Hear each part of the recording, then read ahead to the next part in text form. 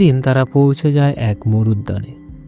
সবুজ গাছ, ঠান্ডা পানি আর মানুষের হাসি। মরুভূমির মাঝখানে এ যেন আর এক পৃথিবী। এইখানেই সান্তিয়াগো প্রথমবার নিজের হৃদয়ের সাথে কথা বলে, আর এইখানেই সে ফাতিমাকে দেখে। ফাতিমার চোখে ছিল শান্তি, একটা গভীর শান্তি যা মরুভূমির মতোই নিঃশব্দ। সান্তিয়াগো তার দিকে তাকিয়ে একটা অদ্ভুত অনুভূতি পায়, ভালোবাসা। কিন্তু এই ভালোবাসা তার স্বপ্নের বিরোধী নয়। সে বুঝতে পারে সত্যিকারের ভালোবাসা স্বপ্নকে আটকে রাখে না। সত্যিকারের ভালোবাসা স্বপ্নকে শক্তি দেয়।